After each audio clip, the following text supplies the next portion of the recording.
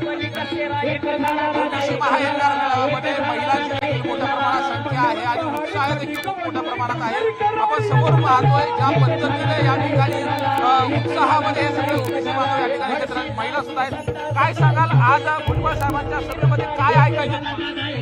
आज 2 सप्टेंबरला जो सरकारने GR काढलेला आहे तो रद्द करण्यात यावा ही आमची प्रमुख मागणी आहे। आणि ओबीसी भुजबळ साहेबांनी जो लढा उभा केलेला एल्गार मेळावा या लढ्यासाठी आम्ही पाठिंबा देण्यासाठी त्यांना या ठिकाणी आलेलो आहे। सरकारला काय आव्हान असेल? सरकार ओबीसीच्या प्रश्नाकडे लक्ष देते असं वाटतं। सरकारला काय आव्हान असेल? सरकारला आव्हान एवढं आहे की जो GR त्यांनी आता मराठ्यांना दिलेला आहे तो GR पूर्णपणे रद्द करा, त्याच्यातले काही क्लॉज तरी त्यांनी रद्द करायला पाहिजे। आम्ही आमचा हक्क सोडणार नाही, आमच्या ज्या दुस्तुरी त्यांना करू देणार नाही, कोणत्याही पद्धतीने मराठ्यांना आमच्या आरक्षणात घुसू देणार नाही। हा आमच्या हक्काचा लढा आहे। आम्ही भुजबळ साहेबांसोबत आहोत कायम।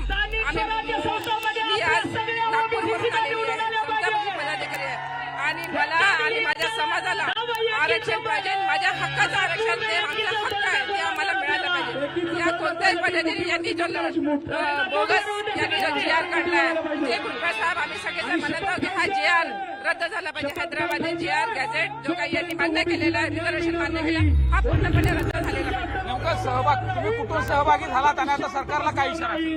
आम्ही सहभागी जालन्याहून आलेलो आहे। आमचा एकच म्हणणं आहे, आमचे भुजबळ साहेब ते जहाज रद्द करायचं म्हणतात, ते जहाज रद्द करण्यात यावे। आमच्या लेकरा बाळाचा घास कोणी घेऊ नाही, आम्ही कोणामध्ये घुसखोरी करत नाही, कोणी आमच्यामध्ये पण घुसखोरी करू नये। तुम्ही सुद्धा सहभागी झालात, काय नेमकं सरकारला काय सांगायचं? कोकणवाल्याने आमच्या ओबीसीची गुजचोरी करायची नाही।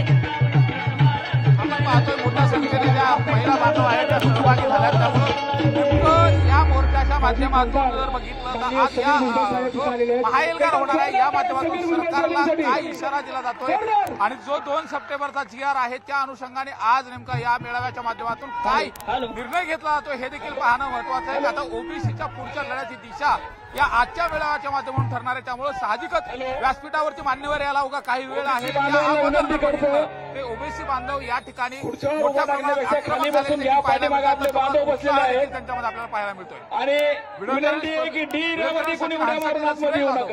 18 लोकमत बीड आपला सगळ्यांचा हा कार्यक्रम आहे।